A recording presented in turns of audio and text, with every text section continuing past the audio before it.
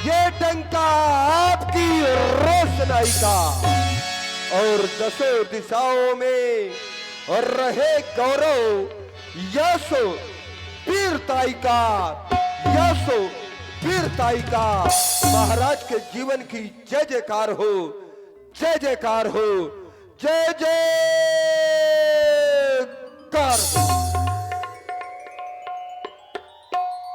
अष्ट मंत्रियों में श्रेष्ठ मंत्री महाराज श्री सुमंत जी, आप तो जानते हैं हम जब भी अपनी इस अयोध्या के सूरमुखी सिंहासन पर आसीन होते हैं, सर्वप्रथम आप मंत्रियों से अपनी इस प्यारी प्रजा का हाल जाना करते हैं।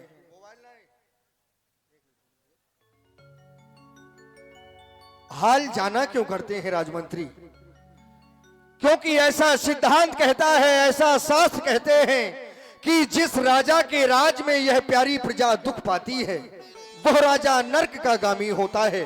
ऐसा राजा समाज में प्रशंसनीय नहीं होता, ऐसा राजा समाज में शोभनीय नहीं होता, ऐसा शास्त्र कहते हैं। जासु राजे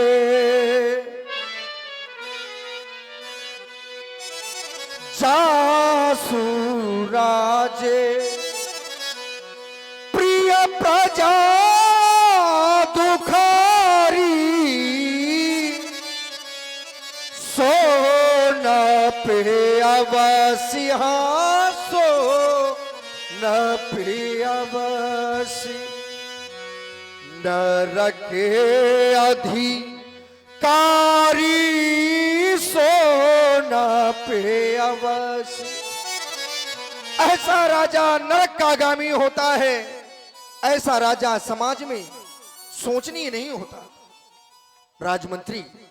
और ऐसे ही राजा के लिए हमारी ये शास्त्र कहते हैं, सोचिए न पति। जिस राजा को यह प्यारी प्रजा अपने प्राणों की भांति प्रिय नहीं होती, अपने पुत्रों की भांति प्रिय नहीं होती, ऐसा राजा समाज में सोचनीय होता है। सोचिए न पति जो नीति न जाना, जेहि न प्रजा प्रिय प्राणे समाना, जेहि न प्रजा। धिक्कार है ऐसे राजा के जीवन को, क्योंकि राजमंत्री बजे ताली युगुल कर से, नियम तो ये सदा से है। यदि राजा है प्रजा से तो प्रजा भी राजा से है, एक दूसरे के पूरक माने जाते हैं राजमंत्री। देखा हमने यहां तक है, समाज में कुछ ऐसे भी लोगों को प्रतिष्ठा मिल जाती है जो प्रतिष्ठा पाने के बाद में अपने मूल जीवन को भूल जाया करते हैं। ये पहने जरी के चीथड़े ऐस का सामान समझे हैं और इस प्यारी प्रजा को गुलाम समझे हैं, स्वयं को भगवान समझे हैं। धिक्कार है ऐसे लोगों के जीवन को राजमंत्री। मानव का जीवन ये नहीं है। यदि बड़े भाग्य से हमें यह मनुष्य का शरीर मिला है, इस शरीर के लिए तो मनीषियों ने बतलाया है, बड़े भाग्य मनुष्य तनि पावा, सूर्य दुर्लभ सती ग्रंथनि गावा, सती ग्रंथनि। यदि बड़े भाग्य से यह शरीर मिला है, और आप हैं आदरणीय श्री परमेश्वरी दयाल उर्फ पटवारी दद्दा जी, श्री परमेश्वरी दयाल उर्फ पटवारी दद्दा जी ग्राम अमून से आपकी ओर से स्पेशल 101 पुष्प मुद्राएं व्यासपीठ के लिए प्रदान करते हैं। दद्दा जी को बहुत बहुत साधुवाद, धन्यवाद। देखिए दत्ता जी भी जब तक टले नहीं, जब तक आपने बोला नहीं। दद्दागिरी ये प्रेम है, प्यार जिसे कहिए। राजमंत्री महाराज यदि ये शरीर हमें परस्वार्थ के लिए मिला है तो अवश्य ही इस जीवन को सत्मार्ग में लगाना चाहिए। फिर यदि हमने अपने इस जीवन को सत्मार्ग में नहीं लगाया तो फिर जीवन व्यर्थ ही निकल जाता है। ऐसे जीवन के लिए तो कहते हैं, वो जीवन भी क्या जीवन है,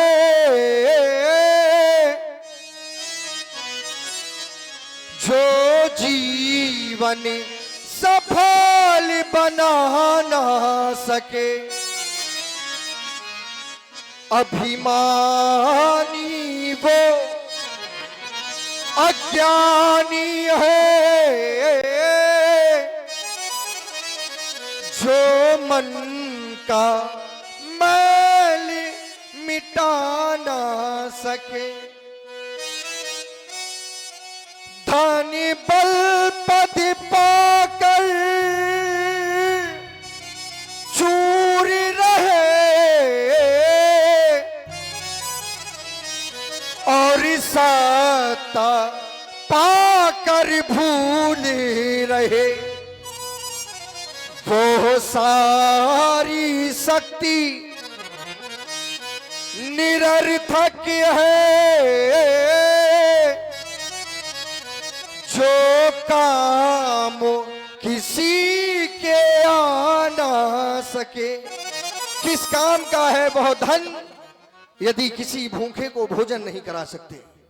किस काम का है हमारे शरीर में वह बल यदि किसी असाह की सहायता नहीं कर सकते? राजमंत्री चाहते हैं नित्य की भांति आज भी हमारी इस प्यारी प्रजा की कुशलता कहो, प्रसन्नता कहो। महाराज, जब भी आप और राज सिंहासन पर विराजमान होते हैं उसी समय हम मंत्री गणों से अपनी प्यारी प्रजा के बारे में पूछा करते हैं। क्यों नहीं? और एक अच्छे राजा का ये कर्तव्य भी बनता है, क्योंकि बीड़ा का यदि स्वर बिगड़े तो तंत्री दोषी होते हैं और राजा का यदि शासन बिगड़े तो सीधे मंत्री दोषी होते हैं। महाराज, सोचनी तो वो राजा हुआ करता है जिस राजा को है नहीं नीति शास्त्र का ज्ञान, वो राजा मृत्यु तुल्य है और उसके लिए ये राज्य है नरक समान। महाराज, आप तो धर्मशील, ज्ञानी, गुणवान, यहाँ तक वीर सुधीर धुरंधर देवा, साधु समाज सदा तुम सेवा, ऐसी आपकी कीर्ति है। महाराज, आप हमेशा ब्राह्मणों का सम्मान करने वाले, आप हमेशा साधुओं का पूजन करने वाले। महाराज, आपके राज्य के अंतर्गत हर घर घर में दूध दही की है आवाजानी और सिंह और अजा दोनों एक घाट पर पीते पानी। यहाँ पर बैर बिहाई चरही एक संगा, जहाँ पर ये जंतुओं में जीवों में जो सहज बैर को त्याग करके एक ही स्थान पर भोजन प्राप्त करते हैं और एक ही स्थान पर जल ग्रहण करते हैं, भला वहां पर जहां आपका जैसा राजा हो क्या प्रजा दुखी रह सकती है? नहीं महाराज, प्रजा सर्वत्र सुखी है और आपकी यश कीर्ति का गुणगान गाती है। राजमंत्री महाराज, नित्य की भांति आज भी आपने हमारी इस प्यारी प्रजा की प्रसन्नता कही, कुशलता कही, सुनकर हृदय में बड़ा संतोष हुआ। लेकिन राजमंत्री महाराज, मैं विचार करता हूं कि आपने जो हमारी इस अयोध्या में निवास करने वाली प्रजा का जीवन दर्शन किया है वह एक बाहरी दर्शन किया है। देखने में अयोध्या की प्रजा प्रसन्न है, खुशहाल है, लेकिन राजमंत्री मैं जब इस अयोध्या की प्रजा का आंतरिक दर्शन करता हूं तो पाता हूं कि अयोध्या की प्रजा पूर्ण रूपेण प्रसन्न नहीं है, इनके जीवन में भी एक कष्ट है।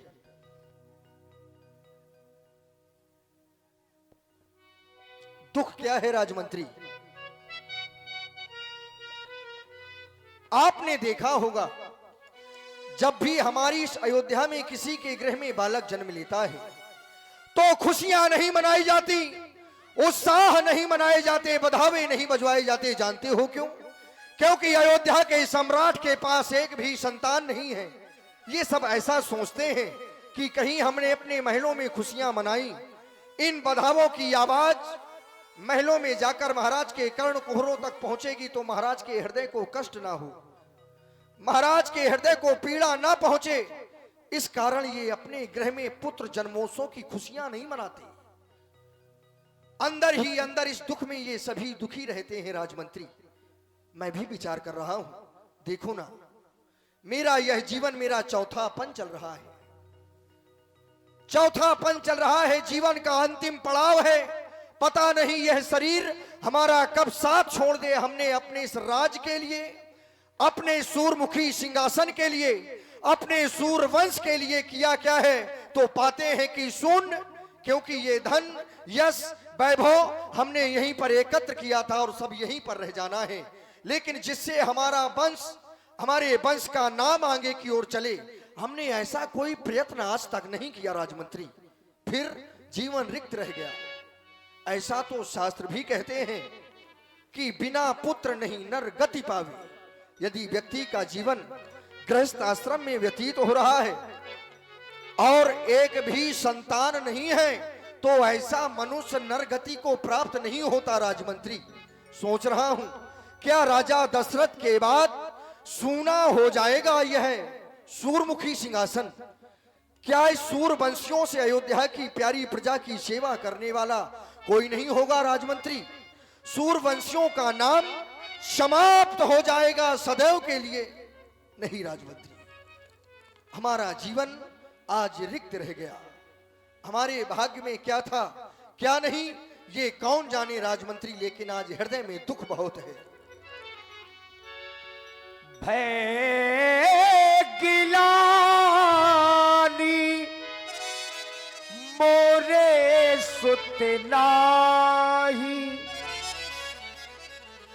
आज मेरे एक भी संतान नहीं है राजमंत्री। क्या करूंगा इस यश, इस वैभव, इस राजपाट का? बस हमारा हृदय कह रहा है राजमंत्री, जो लिखा था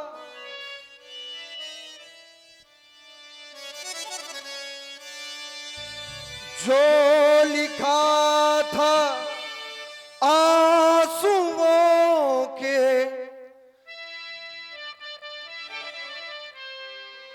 संग बह गया।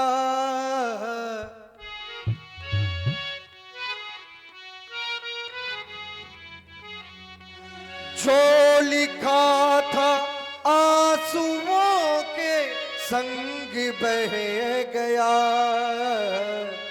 मेरा जीवन कोरा कागज कोरा ही रह गया।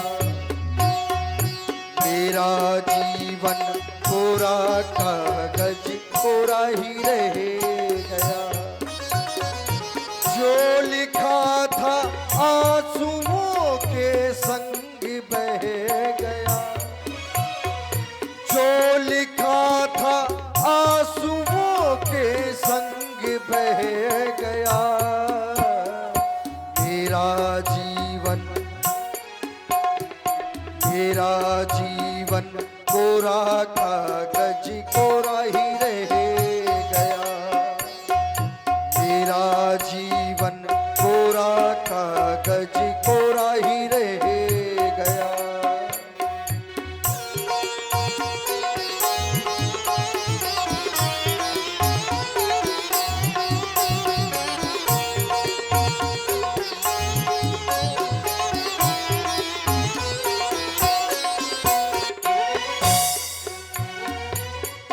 हवा का झोंका आया।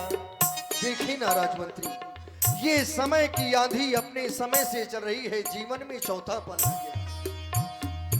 एक हवा का झोंका आया, डाली से टूटा फूल, डाली जैसे टूटा फूल, ना चमन की ना पवन की, ना चमन की ना पवन की, किसकी है ये भूल, किसकी है ये भूल। बह गई खुशबू हवा में, कुछ न रह गया। बह गई खुशबू हवा में, कुछ न रह गया।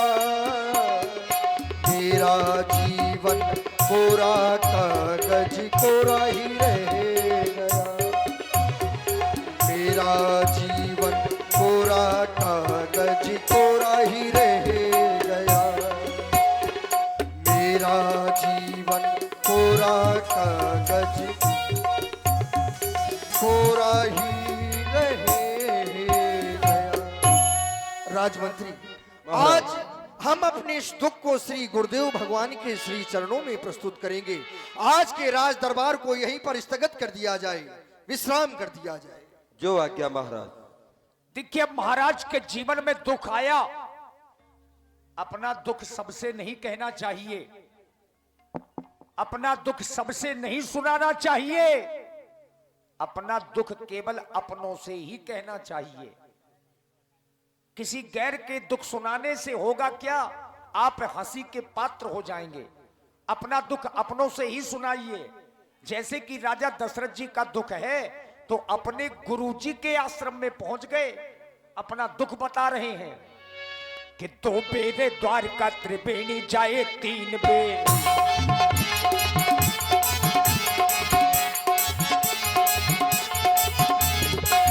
तो फिर द्वारका त्रिवेणी जाए 3 बेर, तो फिर द्वारका त्रिवेणी जाए 3 बेर। 4 बेर जाए सुन करहु पग धाये से।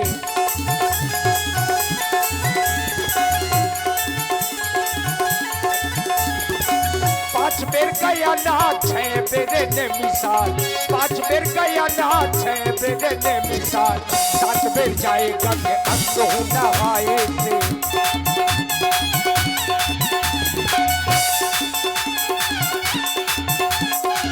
गुरुग्रह गयबू तुरंत महिपाला, गुरुग्रह गयबू तुरंत महिपाला। चरण लाग करि विनय विशाला, चरण लाग करि विनय विशाला। चरण लाग करि विनय विशाला, चरण लाग करि विनय विशाला। चरण लाग करि विनय विशाला।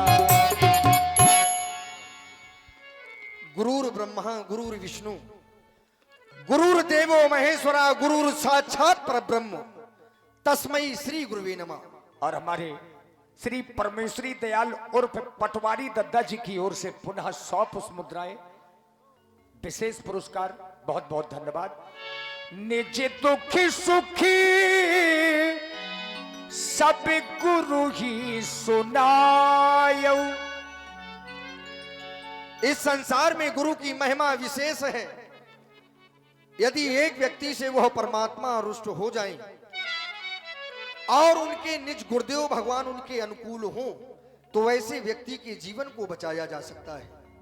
लेकिन यदि उसी व्यक्ति से श्री गुरुदेव भगवान रुष्ट हो, तो परमात्मा में ऐसा सामर्थ्य नहीं कि उस व्यक्ति के जीवन का कल्याण किया जा सके। आज आपके श्री चरणों के दर्शन कर रहा हूं, मेरे नेत्र सफल हो गए देवता। मोरे पावन दोहू नैना, मोरे पावन दोहू नैना, मोरे पावन दोहू नैना। प्रभु के ऋषि के मुनि के पावन देखे पाँव, मोरे पावन दोहू नैना। मुनि के पावन देखे पाँव, मोरे पावन दोहू नैना।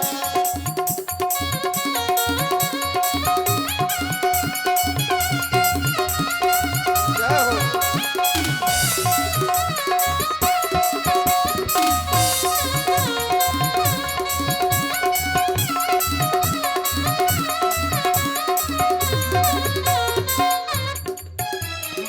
पावन दो नैना,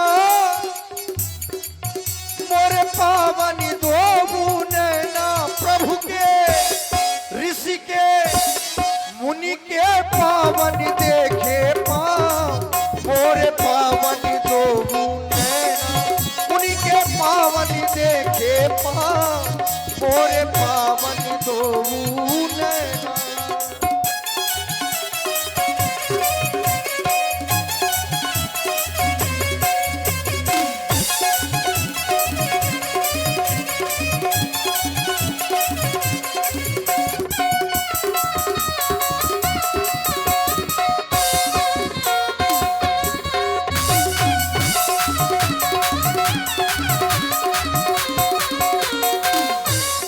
और जी हाँ, आप हैं भैया शिवपाल जी। शिवपाल जी रिगवारा वालों की ओर से 21 पुष्प मुद्राएं महाराज दशरथ जी के चरणों में समर्पित करते हैं। बहुत बहुत धन्यवाद। आपका दर्शन मिला देवता, संत दरस जिम पातक डरई। यदि संतों का दर्शन प्राप्त हो जाए तो व्यक्ति के जीवन के पापों का कुछ विनाश हो जाता है, पाप कट जाते हैं देवता। दर्शन जो प्रभु का मिला है, मेरे मन का सुमन खिला है। दर्शन दर्शन दर्शन जो प्रभु का मिला है, मेरे मन का सुमन खिला है।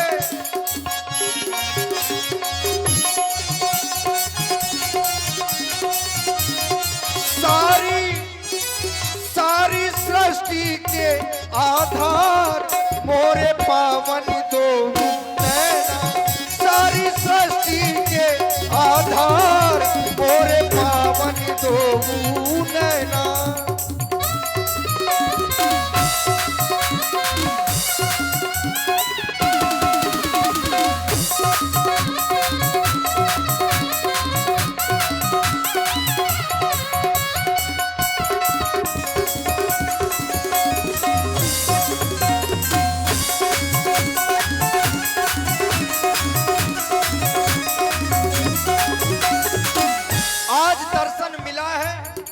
और जीवन में ये इच्छा सदैव रही है कि दर्शन ऐसे ही प्राप्त होते रहे आपको। दर्शन जो प्रभु का पाऊं, मैं जीवन सफल बनाऊं। दर्शन जो प्रभु जी का पाऊं, दर्शन जो प्रभु का पाऊं, मैं जीवन सफल बनाऊं। इनके चरणों में चारों धाम मोरे पावन दो नैना। इनके चरणों में चारों धाम मोरे पावन दो नैना।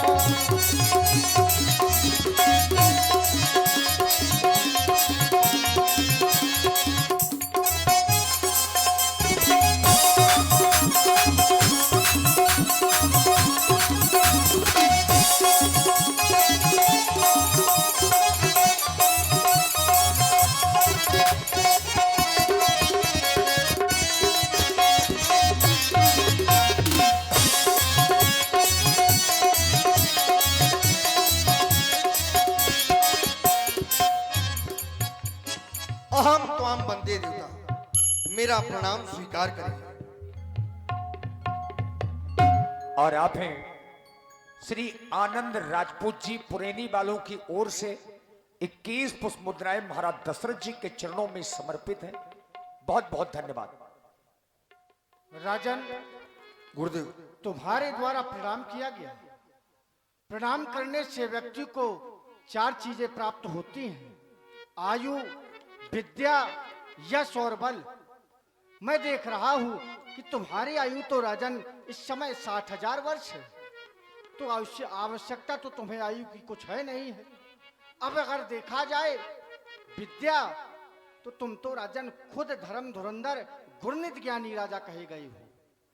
अब अगर देखूं तुम्हारे यश को, तो तुम्हारा यश तो राजन ऐसा है कि वो स्वर्गलोक में बैठा हुआ देवराज इंद्र भी तुम्हारी भुजाओं के बल से ही राज्य करता है। अब अगर एक और अगर देखा जाए तो राजन तुम चक्रवर्ती सम्राट हो। चक्रवर्ती कोई साधारण नहीं होता है। जिसका यश भगवान सूर्य के प्रकाश की तरह सारे संसार में हो, वो कहलाता है चक्रवर्ती सम्राट। तो राजन वैसे तुम्हें आवश्यकता तो है नहीं आशीर्वाद की, लेकिन फिर भी तुमने मुझे प्रणाम किया है तो मैं तुम्हारा कुल गुरु हूँ, उसके नाते तुम्हें कुछ ना कुछ आशीर्वाद तो देना चाहिए। और आप हैं सलैया खालसा से सुनील राजपूत जी, 51 पुष्प मुद्राएं आपकी ओर से महाराज वशिष्ठ जी और दशरथ जी के चरणों में 51 मुद्राएं सादर समर्पित है। और आप हैं जिगर पटेल जी चित्रकूट से, आपकी ओर से भी ऑनलाइन 21 मुद्राएं श्री दशरथ जी के चरणों में समर्पित किए गए हैं। बहुत बहुत धन्यवाद, साधुवाद। तो राजन हाँ बताइए। तो उसके लिए मैं तुम्हें सुंदर आशीर्वाद दे रहा हूँ। कृपा है आपकी। ये जगत झुकाए शीश तुम्हें, ऐसा सम्मान तुम्हारा हो। है राजन यही आशीर्वाद मेरा, ये सदैव सम्मान तुम्हारा हो। चिरंजीवी भव, आयुष्मान भव राजन, खुश रहो। राजन मैं देख रहा हूं कि तुम आज गुरु सदन में आए हो, जबकि तुम पहले आया करते थे तो ये तुम्हारा मुखारविंद कमल के पुष्प की तरह खिला रहता था। लेकिन आज देख रहा हूं कि आज तुम्हारा मुखारविंद आज मुरझाया हुआ है। इसका क्या कारण है? क्योंकि मैं तुम्हारे मुखमंडल में चिंता देख रहा हूं। क्यों नहीं श्री गुरुदेव भगवान, क्या कारण है राजन? आज आपके समीप आने का कारण ही है, जरा मेरे जीवन पर दृष्टिपात करें, मेरे शरीर को देखें देवता।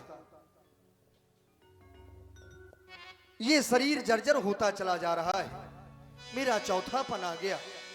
मैं विचार करता हूं देवता, क्या राजा दशरथ के बाद इन सूरवंशियों का नाम इस संसार से समाप्त हो जाएगा? और आप हैं श्री धर्मवीर सिंह जी और श्री खलक सिंह जी, आप दोनों भाई और आपके पूज्य पिताजी श्री शंभु दयाल जी, आप लोगों की ओर से ये 101 यानी 300 पुष्प मुद्राएं स्पेशल व्यासपीठ के लिए प्रदत्त किए जा रहे हैं। हमारे धर्मवीर भैया खलक सिंह जी और इनके पूज्य पिताजी श्री शंभु दयाल जी को बहुत बहुत धन्यवाद, साधुवाद। देवता देखे ना क्या करूंगा मैं इस राजपाट यश वैभव का। मेरे एक भी संतान नहीं है, आज यह चिंता मेरे हृदय में है देवता। मेरे एक भी पुत्र नहीं है। आप तो जानते हैं कि मैंने अपने जीवन में 3 विवाह किए, लेकिन न जाने कौन सा ऐसा अपराध मुझसे हो गया कि परमात्मा ने एक भी मुझे संतान नहीं दी। देवता देखे ना,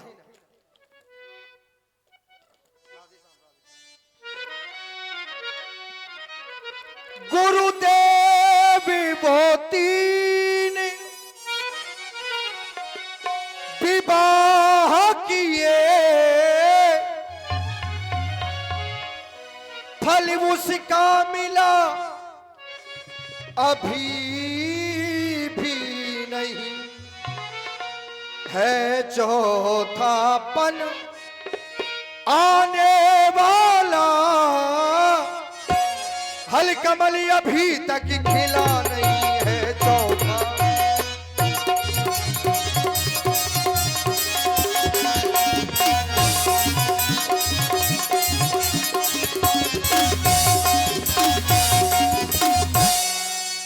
गुरुदेव न जाने कैसा है भविष्य, जो अब तक प्रभु अंधेरा है।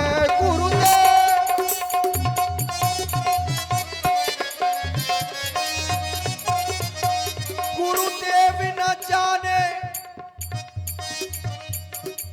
कैसा है भविष्य, जो अब तक प्रभु अंधेरा है।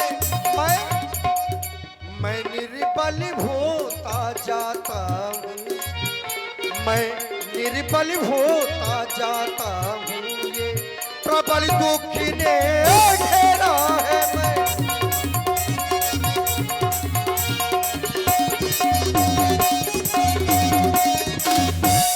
संसार है देवता, संसार में लोग न जाने क्या क्या कहते हैं, आप भी विचार करें ना। वह वृक्ष कहाँ शोभा पाता, वह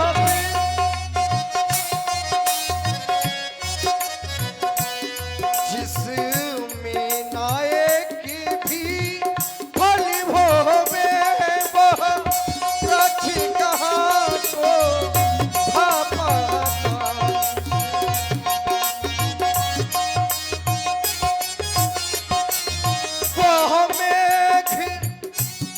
वह मेघ कहाँ शोभा पाता, जिसमें न बूंदे भर जल भोगे।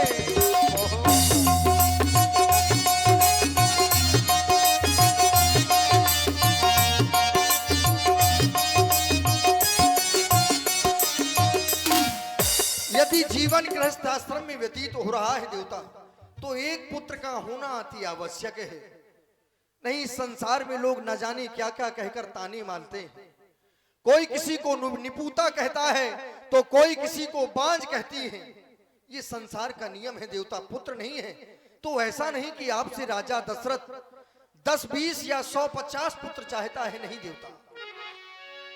ज्यादा ना हो, बस एक ही हो।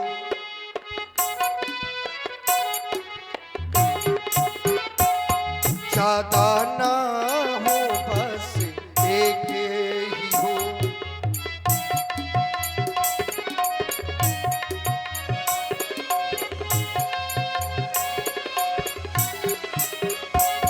ज्यादा ना हो, बस एक ही हो, जिससे यह वंश चले अपना। पितरों को भी तर्पण पहुँचे, पितरों को भी तर्पण पहुँचे। आगे को वंश बढ़े अपना पितरों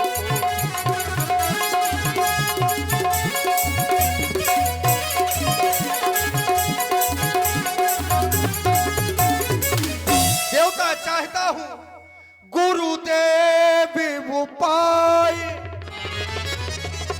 वही अब हो। यह चित्त प्रफुल्लित हो जावे, ये आंखों में भी ओए प्रकाश, यह आत्म आनंदित हो जावे आंखों में।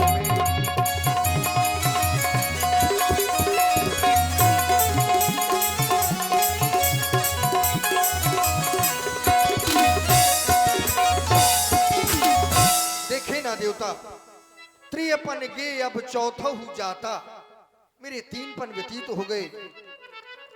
मोही पुत्र नहीं दीन विधाता, परमात्मा ने एक भी संतान नहीं दी देवता। निज दुख सुख सब गुरु ही सुनायऊ, कही वशिष्ठ बहुविधि समुझायऊ।